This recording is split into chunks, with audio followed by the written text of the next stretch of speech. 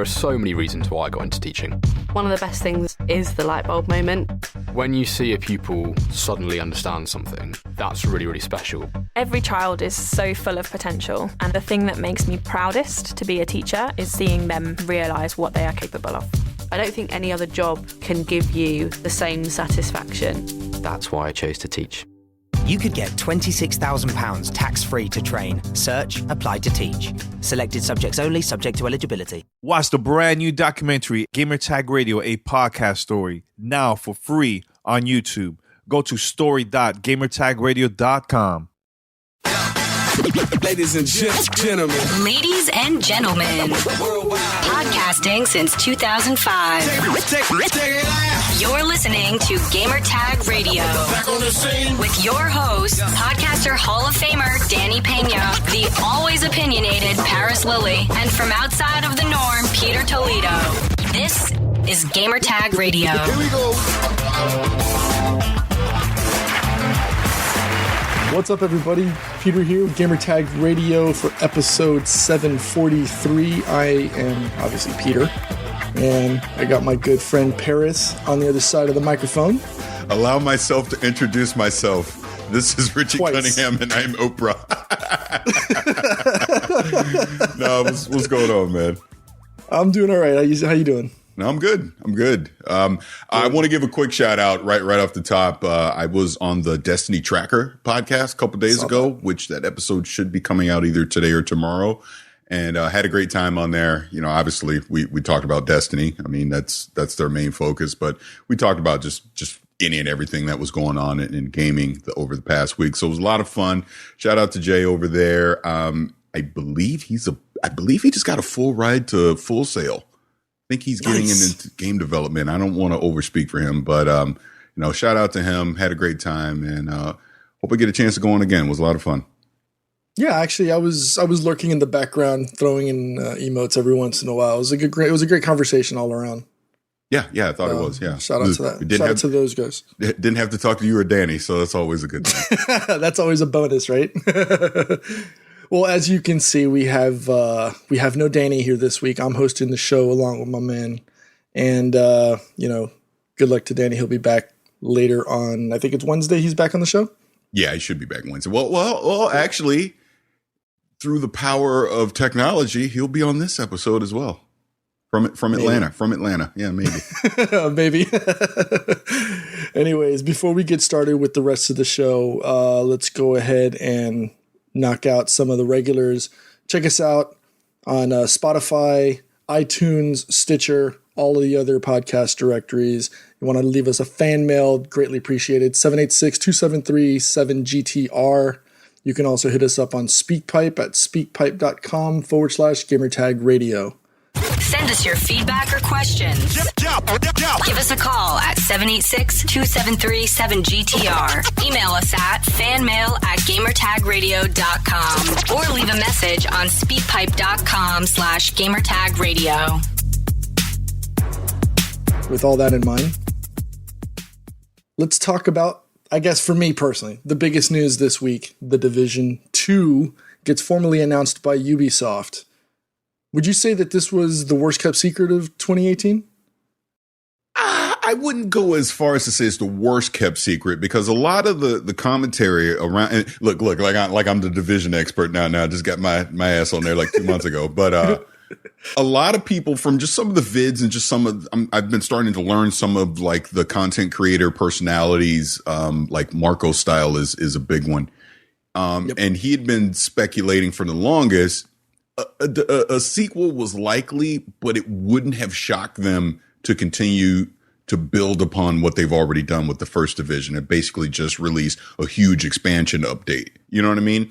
But I think in this case for the Division, it makes a lot of sense to come out with a full sequel, because they can, hi Bungie, they can keep the momentum going with what they've done from the first game with all the changes that they've made, in the past couple years. But there's obviously a lot of bugs. The net code is kind of bad in this original game. So this kind of gives them a blank canvas to fix the back end stuff, but keep all the positive, gameplay changes that they've made from the first one, introduce a new environment, etc., like that. So if Massive does this right, dude, this is their opportunity, because we're speculating, but I would assume this game probably comes out spring 2019, mid 2019, up in there somewhere. So this is their opportunity to keep that momentum going with this 1.8 update. I know they're going to have a couple more changes the rest of the year for the first game. Market the hell out of Division 2 at E3, get people excited about it, kind of do some incentive things to get people, discount the original game, get people actually playing the current division now in 2018. And then by the time that 2019 rolls around, I mean, the hype meter is off the chart. So people will be excited to want to go pick up that sequel. And now you have that chance to fix all the bugs, fix the dark zone, for a lot of cheating that goes on in there, introduce some new gameplay modes, iterate on some of the current game modes that you already have in there, like this whole global events and everything they're doing. And it has an opportunity to be the number one looter shooter, by next year. It really does, because look, obviously with Destiny, we know all the work that Bungie needs to do to try and fix that game. Anthem just lost their lead writer, so who the hell knows what's going to happen with Anthem next year? I mean, they obviously got a lot to prove at EA Play this year as well. So this is a golden opportunity for Massive, and it goes to show that they could have bailed on this with the early problems that the division had. I mean, hell, I was on this show like, man, I don't know about this game. I don't see no end game in this. I'm not playing it. And now I am playing it, and they fix so many things in there. There's so many things to do on the end game. I'm excited for it personally. Like I said, I think this is a golden opportunity for them to grab this new genre of the looter shooter by the reins and be the leader.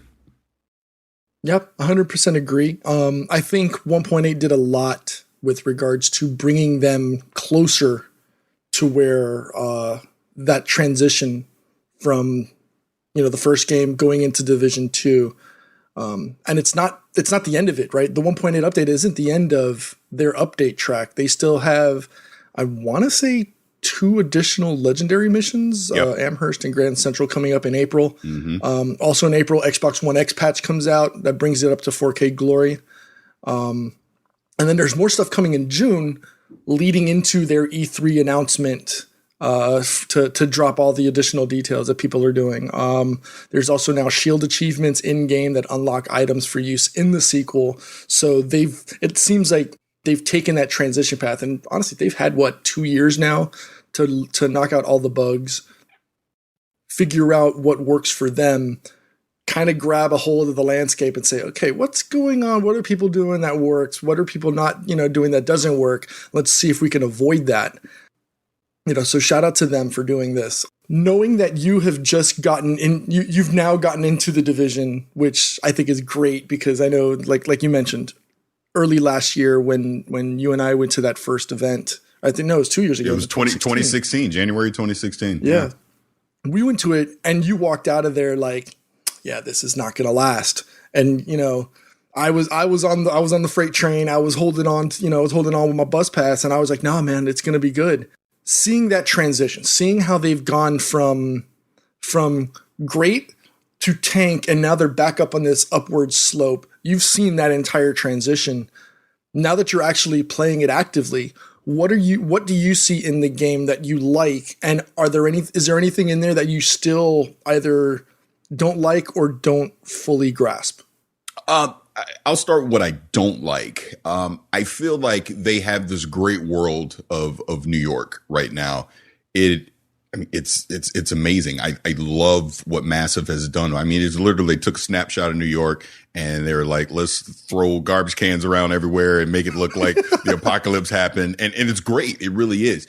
But it's kind of lifeless in certain areas where, there's just not anything going on for long stretches. And then you'll run into some enemies and you'll have some action that goes on there. And that's great. But I would like to see more life in the environment, if that makes sense. The inventory is not that great for lack of a better term. I mean, I'm used to it now, but I can see a novice coming in. They're going to struggle with it early on, but so that'll take a little bit to get used to. So I'd like to see them kind of rework the inventory system. Weapon wise, I'm mostly okay with the weapons. I do think they need some more variety in the mid tier, if that makes sense. I understand early on, the common weapons you're not going to see too much variety with, but once we start getting into that rare and legendary tier, I would like to see a little more variety with that. I'd like to see a little more with the mod system that comes with, crafting and all that with the mods. Mm-hmm. So, but these things are fixable. It's not anything that they can't look at, get feedback from, which I'm sure they've been getting for the past 2 years and fix it. Because, obviously you see now with classified weapons, obviously everything they're doing with the global events, this is kind of their answer to that. So I'm fine on that. What I do like is all the variety of game modes that they put on the end game now. None of that stuff existed back in January 2016. When they were like, well, you can get a pink gun. And I was like, oh, this ain't enough, man. Y'all need more. But, like the survival modes that they had, the incursions, all that stuff that you have now in the Division, it's a lot of fun. Now, another thing I feel like, because I've mostly played this game solo, I grouped up with you and a few other people every now and again. A better system to get people together, I guess. I mean, I know like you can go on one of safe houses and then you can basically just randomly match with people, but I don't even have the answer to this yet. This is, I'm sure, something they're trying to figure out as well, but just something to encourage more co-op gameplay outside of the game grabbing you or your friends. More of a thing. I see what you mean. You know what I'm saying? More of like a drop in, drop out of random players. Like you're actually seeing them. So you'll actually see them when you do like survival mode. Mm-hmm. Survival mode is a lot of fun. It's something I would recommend investing time in. It's not something that's like, you can just jump in for 30 minutes. No, it's about an hour and change long minimum. But yeah, I can definitely see how being able to interact with other people in the game would be a great opportunity to not just get cohesion with other players, but just to get you more invested in the game, right? It's not just so you can play with others, right? Like I can just jump into your game at any given time, provided that we're friends on Uplay. But outside of that, the only time you really see other people is when you force yourself to group up into an event, or you go into, let's say, the dark zone, and then you're just going to see everybody, and it's a free for all at that point. Yeah. So I'd probably say that's the best. I think that's probably a safe assumption. I'd like to see more survival. And I don't know if that's something that they can do within the next year. So, because provided they're stockpiling resources now so that they can start iterating and developing towards the Division 2. I don't know when the launch title is going to be. I think with the amount of content that they're pushing out over the next 6 months, I wouldn't be surprised for a 2019 launch. I think that's the safe assumption. I hope they're not trying to do this in the holiday season for 2018. I doubt it. I really doubt that. I mean, again, they announced it on the 2-year anniversary of the game. So it would make sense that they're probably, and this is Ubisoft. I mean, this is pretty much Ubisoft's track record. When they'll announce something and it's about a good year before you actually see it come to fruition. So, and don't be shocked if it's delayed until like holiday 2019. That wouldn't surprise me either. But I would say at the earliest expected March 2019 Imagine if they did 2020 with the new launch of I think they'll lose momentum. If that was the case, I think they'd lose momentum if they waited until 2020. That's way too long. Again, shout out to Danny. That'd be way too long to announce the game and then sit on it and not actually put it out. But going back to what you're saying about with E3, I kind of think they're still going to be making changes well into June, or updates well into June. I got a feeling part of the E3 announcement is to, like I was saying earlier, get people to actually start playing the current Division. So don't be shocked if it went free to play. It would not shock me, or heavily discounted to like $10 $15, something like that. Just give people an incentive to want to go pick it up and actually try it. This goes back to the whole Game Pass analogy. It may not be something on your radar, but if it's cheap enough, you might say, you know what, why not? I'll go pick it up. I'll go play it.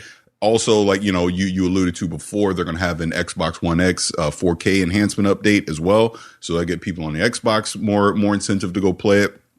I don't know about on PlayStation 4. I don't know if the Pro is getting any kind of update, but like you and I play on PC. I mean, it just looks phenomenal. I mean, I played in 4K 60 and it's amazing to look at, just graphically. Yeah. So, I mean, like I said before, I'm very excited for it. Obviously, you know how big I am into Destiny and how much I love that game, and obviously all the issues that it's having. Just to transition in that for just a second. I was talking about this on Destiny Tracker, and I mean that fall expansion will have to be huge. It's going to have to literally be a new game when that fall expansion comes out, and even then, I'm not sure that's enough. For what Bungie needs to do to fix Destiny 2, because from what I'm seeing right now, all these changes that they're making, because they just came out with an update and they just chronicled the March update, and then they're going to have another update in May. And then obviously we'll probably get a big expansion in the fall. Basically, it sounds like all these updates are just getting it back to where it was with Destiny 1. And if that's all it is by the time we get to the fall, people aren't coming back, man. They're just not. They're just simply not going to come back. That's not going to be enough. I think that's a great segue. I've been so agnostic to the whole, to all of Destiny. I've literally dropped off the bandwagon hard. For those that don't know about that new change or quality of life update, as you like to call it, what is involved in that? Well, what did they bring out? You know what? I'm not going to go way too in depth on it because I mean, we don't have to. Yeah. It's just they're making a lot of sandbox changes. They're making some weapon tuning changes. They're making some quality of life changes, like on the PvP side. Like you're going to be able to get your super quicker. Your movement speed's going to be quicker. Things like that. Like I said, on the weapon side, a lot of the weapons are getting buffs and not nerfs because, History of Destiny, when they go in and make weapon changes, they typically nerf things, but instead they're buffing a lot of the weapons. And like they're taking something like Uriel's Gift as an example, which has been a very dominant auto rifle in PvP. That is getting a slight nerf to kind of just bring it back to the pack to promote, they're bringing other weapons up, bringing a weapon like that down to promote variety. So not everyone's just using the same thing over and over. 6v6 is coming to Iron Banner. They're doing an 8-man rumble mode, things like that. These are things, honestly, that should have been in the game day freaking one. Because again, just the 6v6 Iron Banner, I'll just touch on that really quick. If you remember, when I went to that May reveal event almost a year ago, I said it then. Why the hell are you forcing us to do 4v4? I said it in the interview I did with Mark Noseworthy. I said it like I told you when I got to sit down with Pete Parsons and Jason Jones with Deej. I said it to them directly. I'm like, dude, I don't know about this. You're taking away features that my son and I enjoy playing together, and you're forcing us into one mode. And, try to be patient. Let's see how it plays out. And here we are. They're basically going back to what they had with Destiny 1. We still don't even have private matches yet, which was why wasn't that there day one? See, and again, I'm not trying to go way in depth on this, but these are the things that they're trying to fix now, just to get back to where they were. And it's like, okay, now we're back to where we were a year ago. Now what? Where did, again, talking about a sequel, how is this worthy of being a sequel at this point? So these are the questions that they're going to have to answer over the next 6 months. And kind of like I said on Destiny Tracker, they'll come out at E3, they'll show that expansion. I'm sure the marketing on it will be fantastic, but they're literally going to have to spend the rest of the summer marketing the hell out of this game and prove to their community to come back. And the thing that I was saying is they need to get people, like Mesa Sean and more console and Bife and all that. Look, I'm not going to include myself in that, but they need to get these kind of people active, playing the game over the summer, giving real feedback, convincing their community to come back. I mean, it's literally a sales job all over again for them. Whereas, like I said, a year ago, Destiny 2 should have been a freaking layup, an absolute layup. Yeah. And here we are now. So it's crazy. Yeah. One last thing. Gothalion, I watched a YouTube video with him. It just randomly popped up in my feed, and I watched it, and he basically was explaining why he left, and it all made sense. I ain't mad at him. You got to do what you got to do because you got to keep putting food on the plate, and he's going to be a variety streamer from now on, and he's not going to brand himself towards one game again, which is smart, you know, and he just used Destiny as an example to explain why that is a dangerous thing to do. And, you know, you like him, hate him, doesn't matter. But what he said was the truth. And it made a lot of sense in the streaming world. So, you know, they're still doing Guardian Con and things like that. But I'm even worried about Guardian Con past this year. I mean, if the community's drying up, why the hell are you doing a community event around a game that no one plays? So, again, Bungie has a lot of work to do. So I'll shut up about it. No, that's good. I'm glad that they're working towards a repair or a fixing of what they're doing, and it makes sense, right? And what you were saying with the variety streamer as opposed to tying yourself down, that's, you know, being dynamic in the online space is very, very important. You can't put all your eggs in one basket, because the moment that one game, as we saw with Destiny 2, the moment that goes down for whatever reason, you're dead in the water. And especially if you're in the case of like Gothalion and all those others, if that's the way you're bringing food, you're putting food on the table and paying rent and stuff like that, that's the last thing you want to do is limit yourself. So next thing I wanted to talk about, we'll stay with the shooter space, you know, for now. Then we'll transition to the other stuff. Fortnite. Like all of a sudden now they're doing this mobile announcement. Too much. And on top of, and so we'll segue back and forth on that. I agree. I think you and I agreed with that. I know there were some others that were excited about the mobile announcement, but I think it's a little too much. I think they've got an amazing thing going now with Fortnite, the way that it's exploded over the last month and a half, 2 months. We knew that it was already, you know, starting to get neck and neck over the last 3 months with PUBG, obviously the gorilla in the room. But now that it's surpassed it, it's been an amazing transition. And I think opening, unless they're able to split off development of that completely, I hope it doesn't take away from the growth of the current iteration of it, the way that they've been adding modes, you know, the 20v20 thing that they're doing. But now the latest thing that they announced, and I'm curious to see if you have the same opinion of too much, crossplay. They announced Friday? Yeah, I believe it was. Yeah, I think it was Friday. Crossplay is coming soon to Microsoft Xbox only. Now, I don't know if PC is involved in that. That's not something that I was able to read into, so I'm not 100% if... well, it has to be. It has to be PC, because that's basically what they're saying is Xbox players will be able to play with PC players. But, you know... it's cross-play, cross-progression, and cross-purchase between Xbox One, PC, Mac, and iOS versions of the game. So if you're on your iPad or your iPhone, you can play against players that are on PC and or Xbox and have that same progression get shared across. You and I talked about this with Destiny, you know, a year or two ago, thinking that would be an amazing opportunity for Activision. And it seems like Epic is kind of taking the reins on that one now. What are your thoughts on that? And do you think, because I know you said with the mobile version, it might be too much. Do you think that this is the right thing? We know, I want to say earlier last year, there was a slip up where they enabled PS4 crossplay. Yeah. It was ripped out. Yeah, it got ripped out really quick, which again just goes to show you it's a political thing that we're not seeing it. It's not a technology thing. It's a political thing. It's a marketing thing. Right. And it's interesting to see their announcement itself of, you know, how it was funny, guys. It was the first line in the actual announcement was like, contrary to popular belief or something to that effect.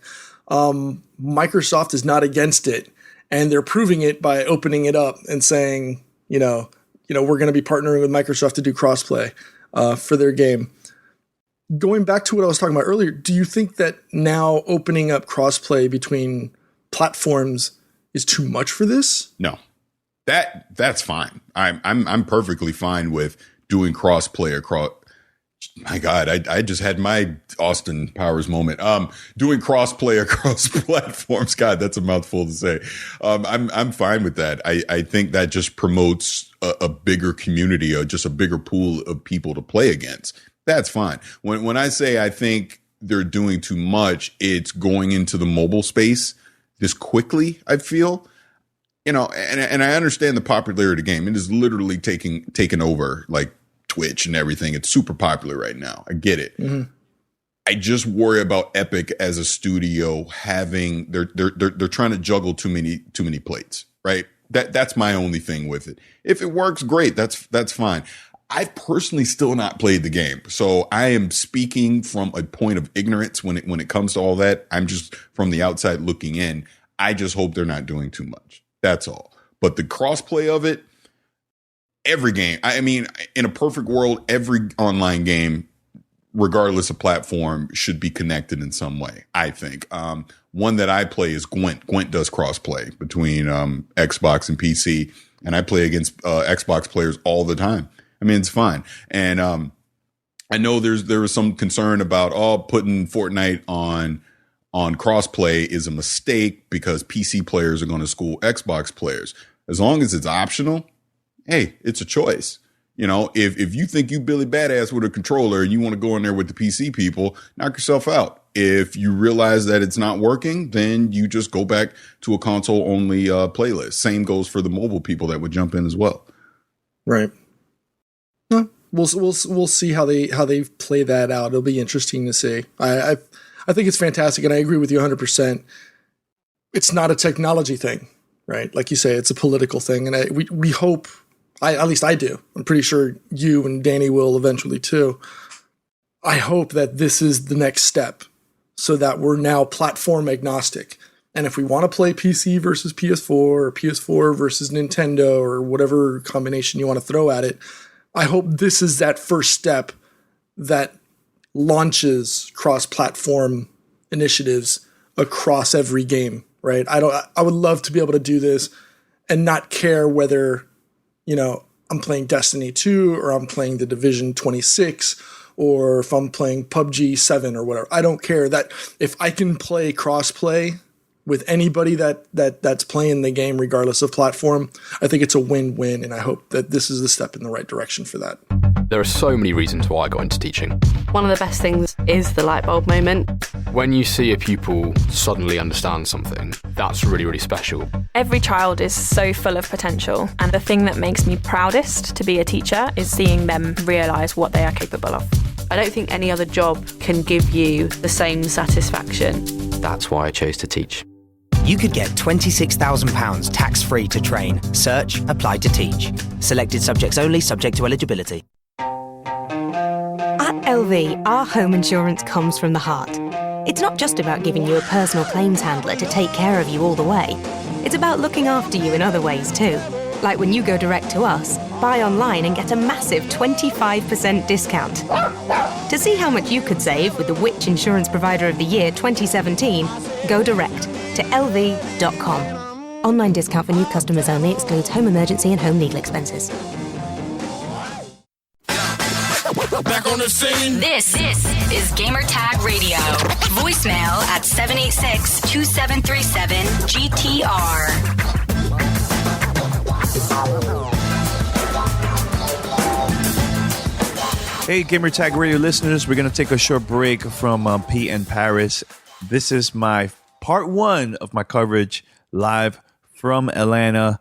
I'm here for Call of Duty World League Atlanta 2018. It's been a great event. Been having a blast and, checking out all the teams competing and everything. And I do have a lot of interviews from the event, so I'm going to split into two parts. So in part one, we have Esports director from Call of Duty, Kevin Flynn. Kevin is super, super cool. We had a great conversation.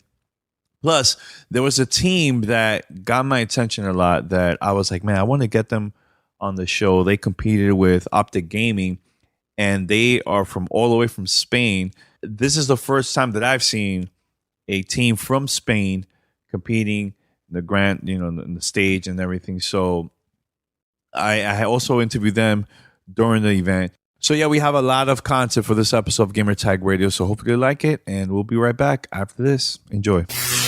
All right, once again, we have Kevin, one of the greatest conversations we had earlier today, but we're going to talk about that later. Kevin, what's up, man? Welcome back to the show, man. No, thank you. Really pleased for you guys to have me back. I've been following you since our last chat. So yeah, great to see you in Atlanta. All right, so tell us a little bit what's going on over here in Atlanta, and I know there's going to be other events going on after this. It's going to be pretty big. First time going to, I believe, the UK, right? You're going to have an event over there. So tell us, man. Tell us a little bit about that. So, I mean, we're probably about halfway through the season now, or we're approaching the halfway point. This is our third major sort of global open weekend, and stepped up here in Atlanta, like back again from last year, and couple of thousand people in the room every day, and you can hear the TK chants right now as we speak, and great energy in the room, which is really awesome. Our Pro League has been going at a great pace. We've been seeing really elite level Call of Duty sort of every single week in the Pro League, which is awesome. So they're just 2 weeks away from Division B settling with their standings, and then we're in playoffs. So that's all carrying on at a great pace. And like you said, we're going to Birmingham, and we're taking a global open there for the first time. It's exciting because it's going to be at the end of March, beginning of April. So just a few weeks away, and then a few weeks after that, we're in Seattle. So lots to happen still, and that's not even mentioning us going back to Anaheim like we do, because obviously it's like our spiritual home, right, for Call of Duty Esports. So lots going on, lots of good stuff going on, and yeah, happy with how things are going. And how's that going to work? You know, because the time difference, it's like East Coast, is it 5 hours or so? So how's that going to work for people that want to tune in and watch it live on Twitch? I mean, probably a similar way to how it works if Europeans want to watch it here, right? So, I mean, it's not going to be ideal, but we're really excited about taking the CWL on such a big scale to Europe mainly, you know, and the UK specifically. So, I mean, it's not going to be ideal, but the team who we're working with for that event are in a great spot, and the production and the show will be the high quality people are used to. So hopefully they'll be able to tune in regardless. One thing that I remember, man, in New Orleans, I was right next to you during the finals. It was TK versus, it was one of the greatest matches I ever seen, man.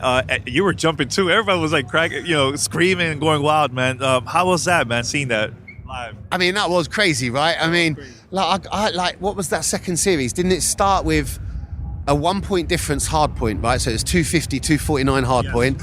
I think the SND went round 11, 1v1. CTF went to overtime. I mean, that was crazy. But it wasn't just the closeness of the matches, right? And seeing two teams really at the peak of their powers, it was just high quality Call of Duty, and it was great to be in the room and watch it. But yeah, I mean, hopefully we'll get one the same. But for me, I mean, that's up there with any grand final I can think of. Going back to, I mean, maybe Black Ops 2 champs. I mean, but it was up there. It was legit. Okay, so I know we were having this conversation earlier, and we have a lot of listeners that are into hip hop and all that stuff. So the conversation was on Twitter about albums back to back, classic albums back to back, yeah, 3 times, right, from different artists and stuff. So your opinion, because I posted Trico Quest, and you came up to me and were like, "That's a good one, but I have other ones." So your choices so far. Tribe was a strong shout. That's a classic. I definitely liked your tweet there. But when we talked, I know people mentioned Kendrick. I'm not sure the second album keeps the quality level up. I'd probably go Kanye's first 3 records. That's a good one. Yeah, like College Dropout. Jeez, I mean, that was a sensational album.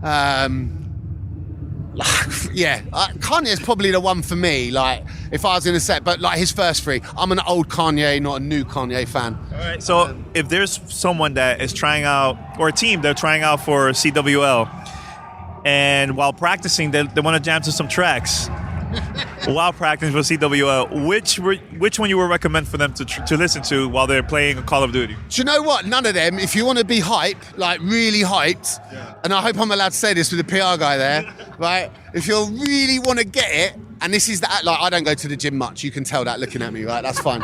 But if I did go to the gym, 50 cents, first record, get rich or die trying. Okay. Banger after banger. There you go. Like, seriously. That's a classic too. Yeah. Oh my gosh, underrated classic. Underrated. It doesn't get the credit it deserves. That is a great album, and it's got energy and pace. But then also maybe I'm showing my age there a little bit. Cool, man. But thanks a lot. And for those who want to know more information about Call of Duty War League.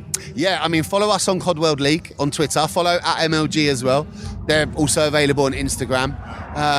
And yeah, just keep up to date with the players. And you hear the crowd. No, right? I don't know what's happening. I don't know if it's a concert or what's going on. But yeah, just follow those guys, and just keep following like people like Maven, the caster, and the top players. And yeah, just like we welcome any and all fans. Like we love interacting and engaging with people. And if you're lucky and fortunate enough where maybe there's an event nearby, be it England and Birmingham or Seattle, Anaheim, either of the champs play, either of the Pro League playoffs, we'd love to see you come down and join us. Like, that would be awesome. I forgot to ask you this question, man. There's a lot of upcoming casters that want to do this, for Call of Duty War League or the events. Do you have any advice for them? Yeah, I mean, one person I'll call out is Dirk. Now, he's here doing the Bravo stream this weekend, but he's done a great job with the national circuit for the USA.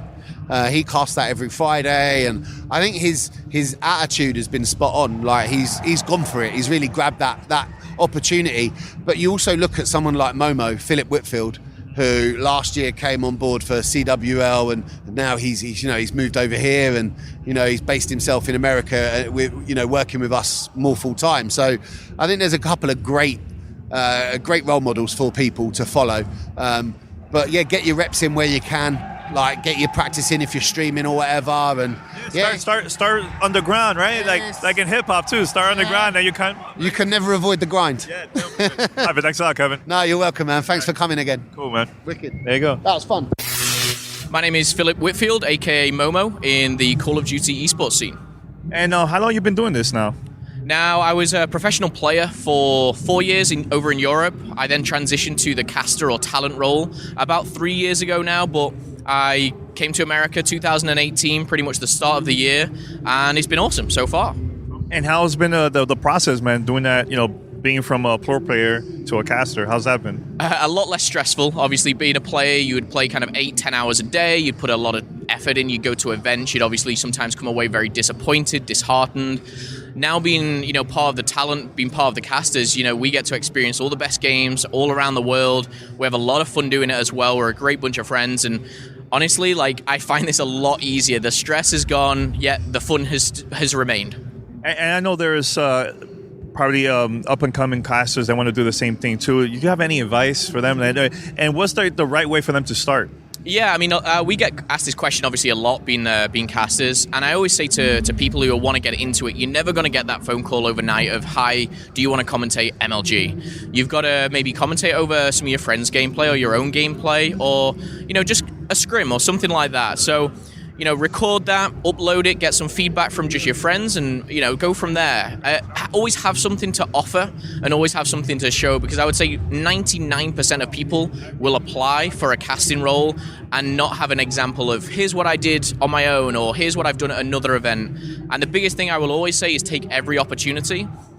For example, my first one, I had to pay to go, I had to pay to stay there, but I just wanted to go and get some experience. So getting that first foot through the door is very important.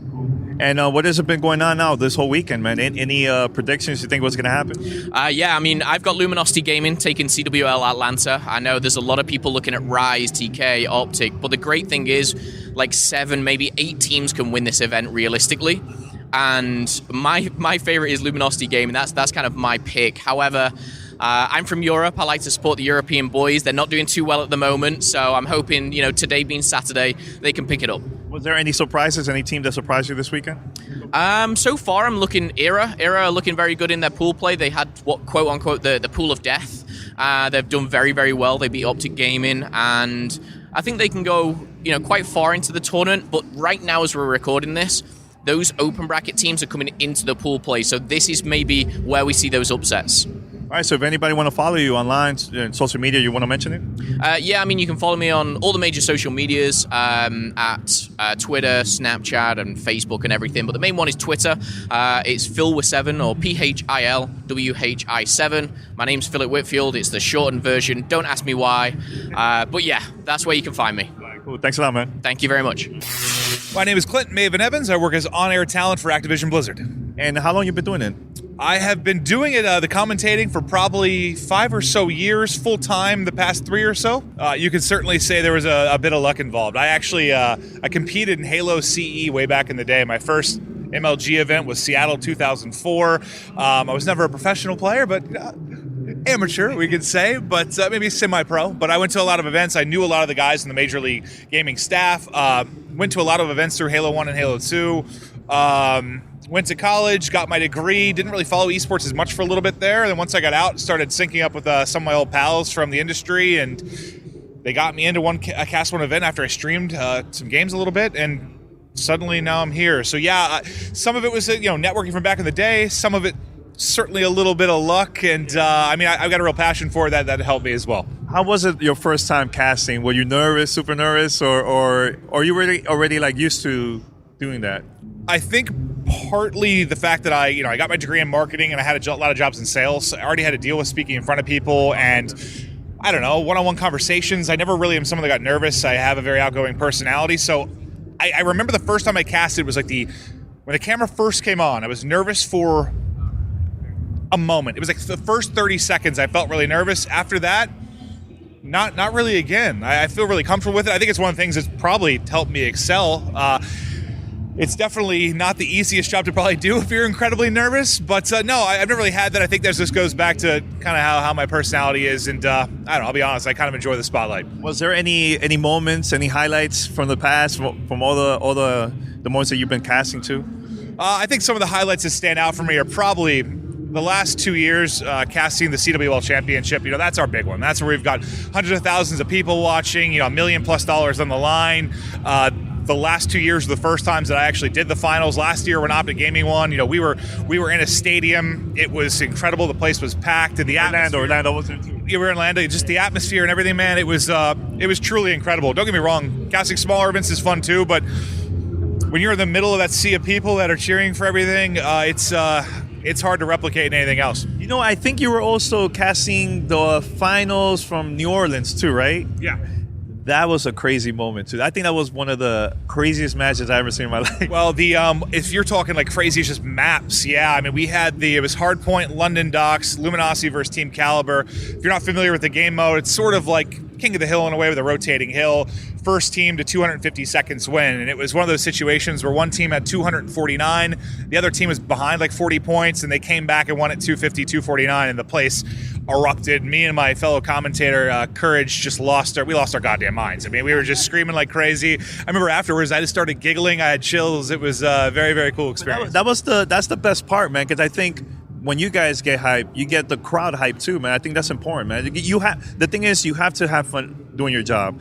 Because people can know when you're not into it, You're sending that vibe to the audience. That is certainly one of the first things I tell up-and-coming on-air talent people who want to be commentators. Like, you got to have fun, man. If you're not having fun, the viewer will be able to tell. It's really hard to be good at this job if you're not enjoying yourself, and that's something I strive to do, and I think we have a team that's really good at doing that.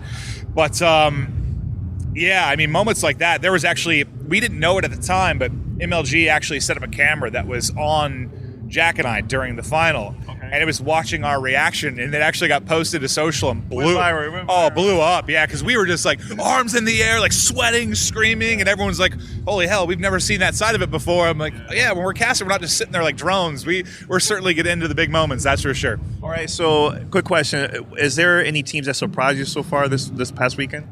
So far this weekend, that has surprised me. I think one of the cool things for Open Bracket, at least, we just found out that there was Monaco, a French team that made it into pool play, Heretics, a Spanish team that made it into pool play. So I really like to see that. So basically 4 teams come out of that giant Open Bracket to make it into the pool play and play your top pro teams. So it was cool to see. Well, first off, 2 teams aren't from North America, which we've been kind of the powerhouse for Call of Duty, so that's awesome to see. The other two teams that came out were more expected, Ghost Gaming and I believe GGEA Orange, which are like top North American amateur teams. So yeah, I guess something like that where you see a top team in North American complexity not come out, you see a team from France. I couldn't tell you any of the 4 players in the French team. Not even kidding. Never heard of any of them. So that is a surprise in its own that they're going to make it into the championship pool play. That's cool. If you're talking about pool play, just with the top pro teams, I guess even though E United has been struggling as of late, I expected them to turn up at a big event. You know, they got top 6 at the first 2 majors. They're now sitting like last in their pool. They have been horrific. Clayster, one of the top players, seems to be going off the deep end a little bit. They are struggling. The chemistry is not there, and they need to make a damn change. Big time. All right, man. So you want to mention your social media, anything, if somebody wants to follow you? Sure, absolutely. If you want to follow me on Twitter, I'm just Maven, Maven. That is it. I don't use Instagram because I never take photos of myself. I rarely use Facebook because my mother just is on there constantly. It's only Twitter. That's basically everything I use. Thanks a lot, man. Thank you, man. My name is Lucky and I play for Team Heretics and we are from Spain. Yo soy Journey del equipo de Team Heretics y venimos de España, Madrid.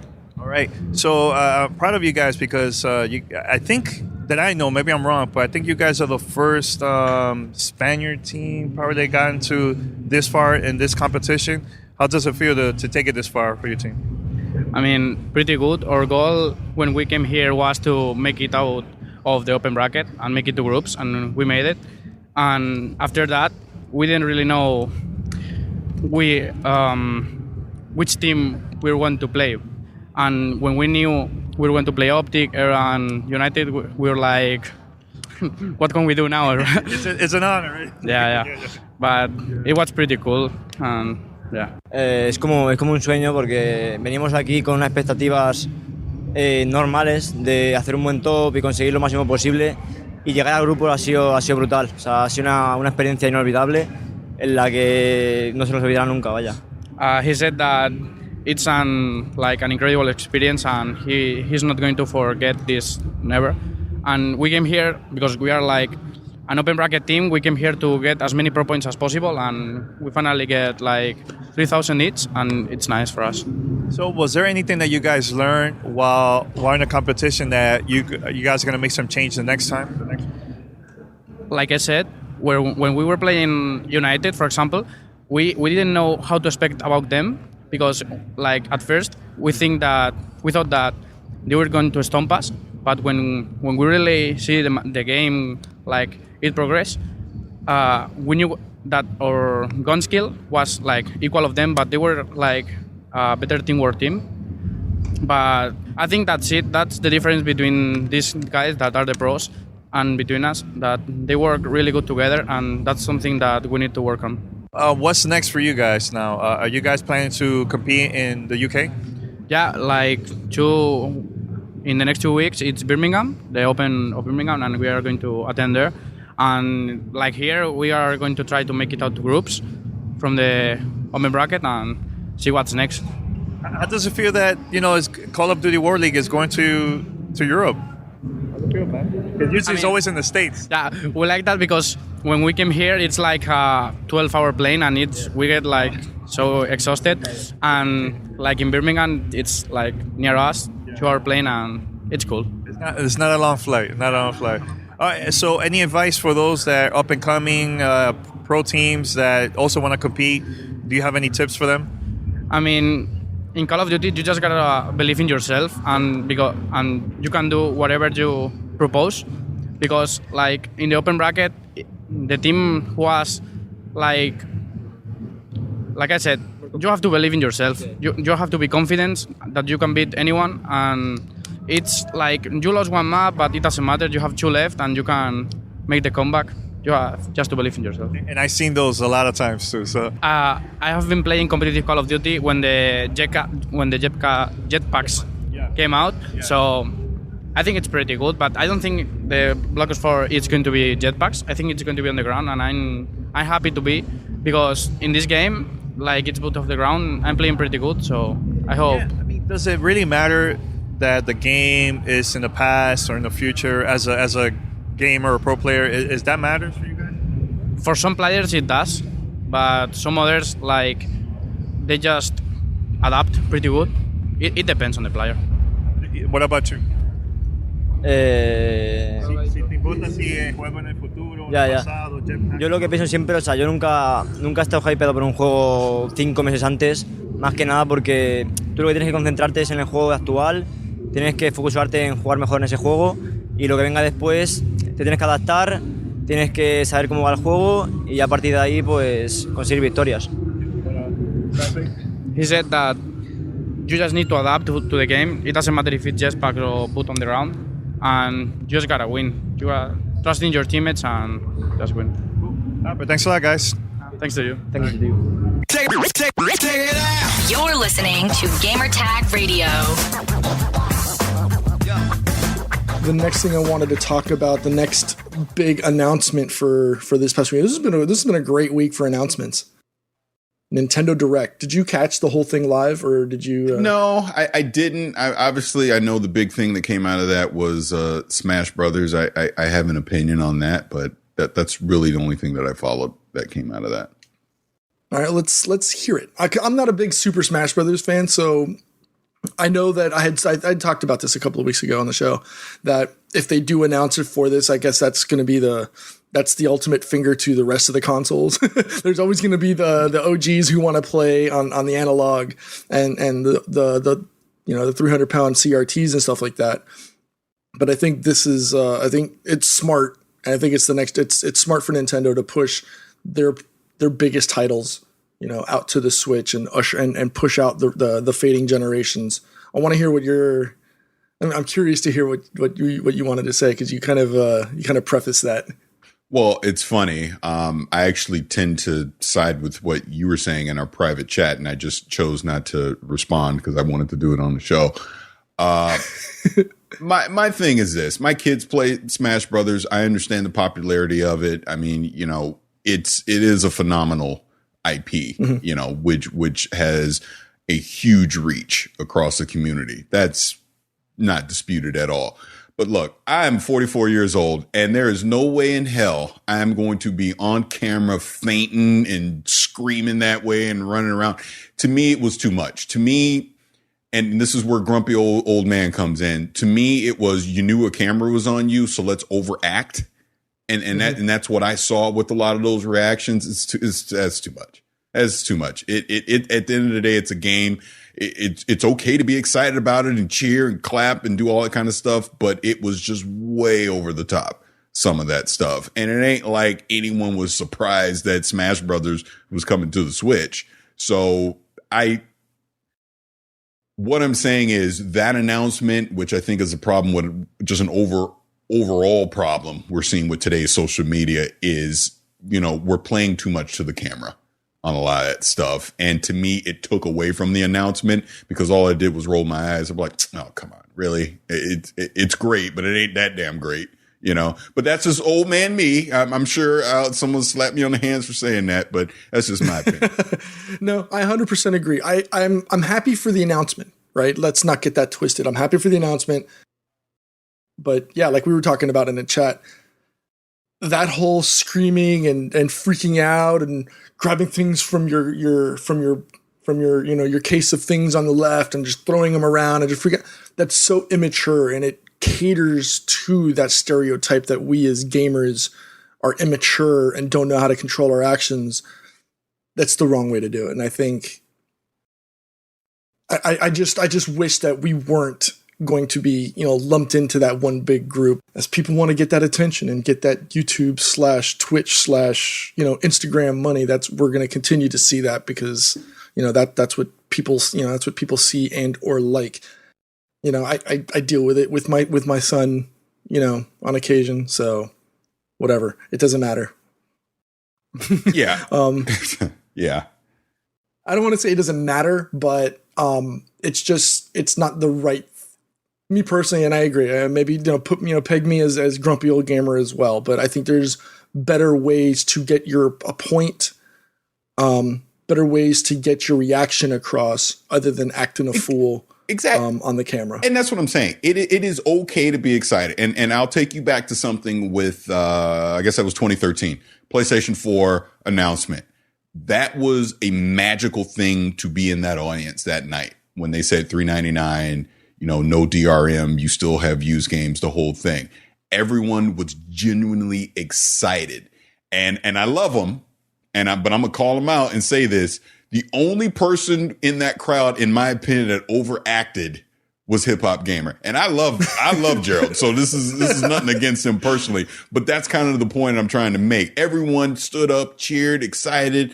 He's running up and down the aisles, doing the Fred sample, I'm coming home, Elizabeth, all that stuff. I was like, come on, that's too much. That's too much. But again, I'm just a grumpy old man. What do I know? I'm just pointing out what I see. And when I say that, like, as an example, if Destiny 3 came out and it was everything that I would want it to be and hit all the check boxes, of course I'm going to be excited about it. But I'm not going to start doing somersaults in the aisles and act like I'm yelling at the top of your lungs. I'm not doing that. And here's the problem. We just spent the last 5 minutes talking about the reaction to it and not the actual announcement that the game is coming out. Yes. And that's the thing.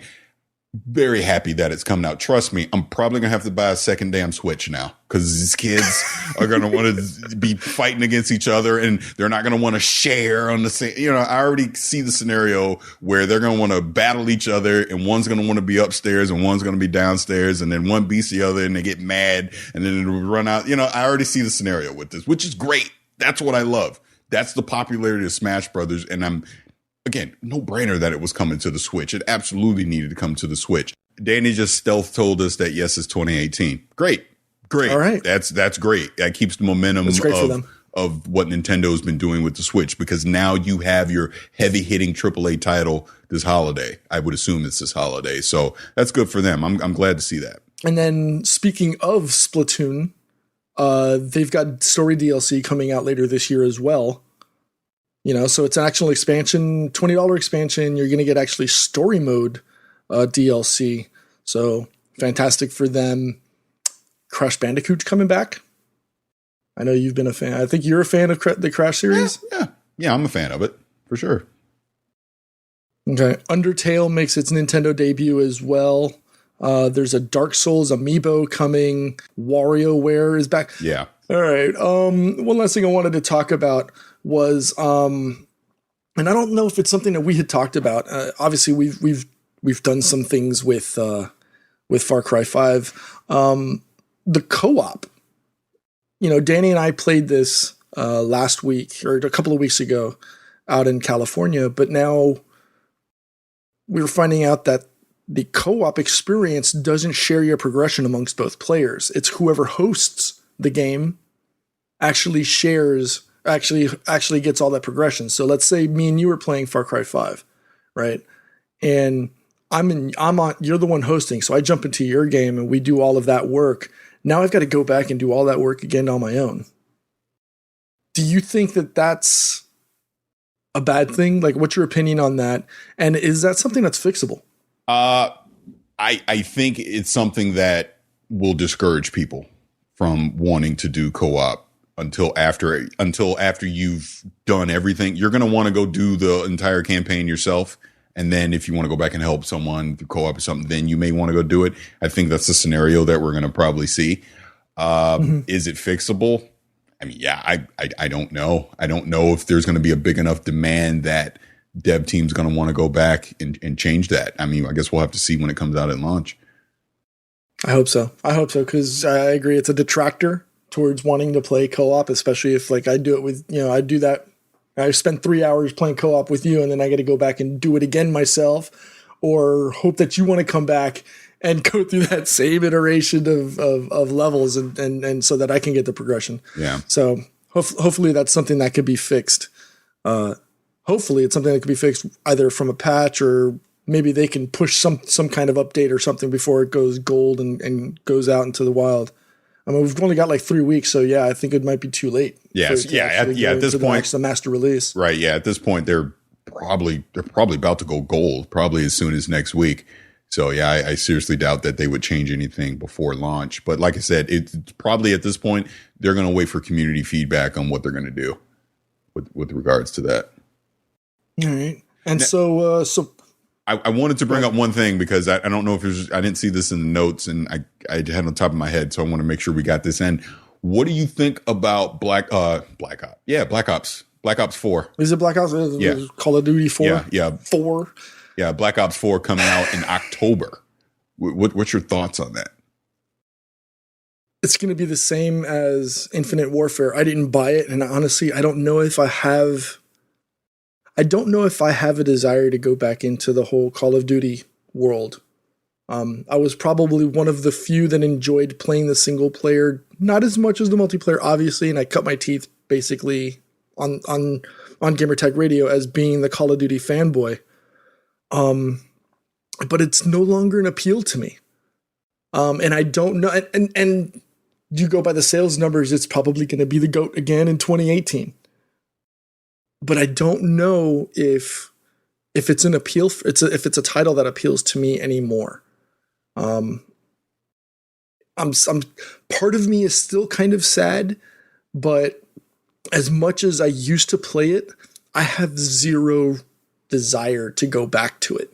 Right. And we all thought that, World War II is going to be that return to roots and it was going to pull me back in. But I think with so many shooters now out in the space between PUBG and now, I'll throw Fortnite in there, but I don't play it. Rainbow Six Siege, we've got, Division, we have Ghost Recon Wildlands, Battlefield. I'll throw Battlefront in there, but there's so many options right now. There's not an option. Call of Duty just doesn't appeal for me anymore. So I've got no desire or need to want to jump back into that. So I'm in the same boat of I'm not the big Call of Duty fan anymore that I used to be. I did enjoy some of the multiplayer modes of World War II, but Call of Duty isn't something that I highly anticipate every year. We're obviously a small minority when it comes to that because it is still the number one selling game every year. Yep. Even though it has shown a decline, it's still number one. I view the October thing a couple ways. I see, obviously, you look at a Red Dead that's going to come out in October, and you see, and I'm looking at it from an Activision standpoint, and you see the decline of what Destiny 2 is right now. Mm-hmm. I think both of those factor into this. I think Activision's thinking is, let's change it up a little bit. Instead of sticking in November, let's come out early. Not to mention Xbox is probably going to have Halo 6, something like that around that time as well. So, and we don't know what Ubisoft's big fall game is going to be. So we know October is going to be stacked full of games. I think Activision is like, you know what? We're going to force gamers that can only buy one game a year that would normally buy Call of Duty. We're going to come out first. So you got to make a choice. Either you stick with what you know or you pass on us and you go get Red Dead, right? Because I think Red Dead is probably the biggest competition they're going to have this year, right? So I think they're just like, let's get out in front of this. Let's try something different. And if the Destiny expansion sales aren't what we want them to be in September, at least we can come right back the next month and pick up the momentum again. And now we have a longer window in the holiday by coming out earlier as well. I fully expect Call of Duty to still be the number one selling game for 2018, with their biggest competition, like I said, being Red Dead. Now, there may be a certain someone that isn't on this podcast right now that thinks that Activision is shook over Red Dead and that's why they're coming out early. Maybe. But I think when you're number one, everyone's chasing you, not the other way around. So whether they'd have stayed in November or they'd have come out in October, in my personal opinion, I still think it would be the number one selling game because and that's why I said that earlier. Yeah. It's still going to win. It's still going to be the GOAT for 2018 sales. Oh, this is what I want to bring up. That's what I'm going to bring up. Shout out to Elgato. Elgato sent me over their green screen. So I now have the Elgato green screen. So I will definitely be taking full advantage of that and streaming games more. I just started, excuse me. I just started playing Horizon Zero Dawn again from scratch. And awesome. I'm having a blast with it. It's such a great game, and it's funny playing it a year later from when it originally launched, and just seeing how like a game like Far Cry 5 is about to come out, things like that. And obviously we played other open world games. Obviously The Witcher is something I'm big in. And, you know, it just reminded me all over again why that game why it was a Game of the Year contender last year. It's that good. And I haven't even played Frozen Wilds yet, the DLC, which when I do this playthrough, I haven't even touched any of those. Yeah, I've touched the main campaign, but I've never touched any of the DLC. I haven't even put in enough time to have beaten the game. So that's something that's probably seriously different. I probably should put time into that. Yeah, I for sure. It's a really good game. I highly recommend anyone with a PlayStation 4 picking it up. And like I was saying, when I do this playthrough, I'm just going to naturally just transition right into the DLC from there. Another game that I'm not going to play this weekend is the Sea of Thieves. Their final beta is out this weekend. I'm convinced there's no need to play it anymore. I will want to play it at launch. It's not, you know, Destiny or Division or some hardcore open world looter shooter game, but it's fun. It's definitely a more casual approach to it. Something you get with your buddies, sail the high seas, go hunt for treasure, do things like that. A lot of fun. And the fact that I can play it on my Windows 10 PC and I can play with you guys on your Xbox, it's great. I'm really looking forward to that. Speaking of, and I'll be quiet here. Shout out to Fat Kid Deals. I've always joked about Xbox One X. I go, when it's less than $400, I'm going to get it, right? I've been saying that for the longest. And they're in on the joke. So they'll tweet at me every now and again. So sure enough, there was a deal going on where I could get an Xbox One X with this promo code for $350. And I had it in the cart and I was like, I'm going to get it. And I'm like, Paris, what the hell are you doing? You don't want an Xbox One X. And then I just took it out of the cart.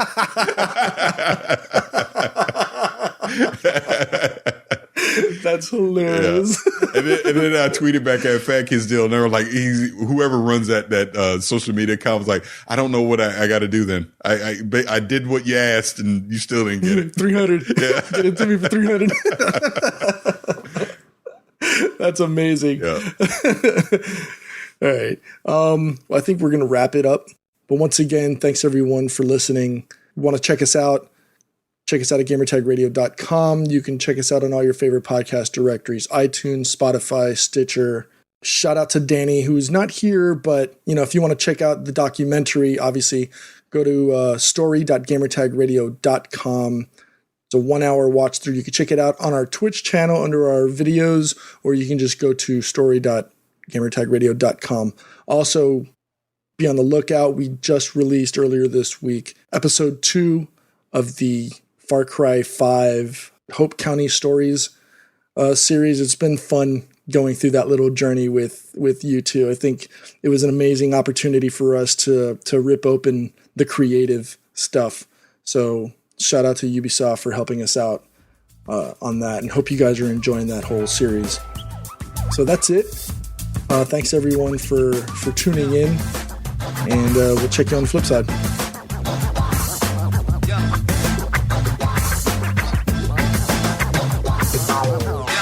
Thanks for listening to Gamertag Radio. Be sure to like us on Facebook and follow us on Twitter. Thank you for listening to Gamertag Radio. If you'd like to donate and help us out for future events and more coverage and also better audio equipment, head over to donate.gamertagradio.com. That's donate.gamertagradio.com. Thank you.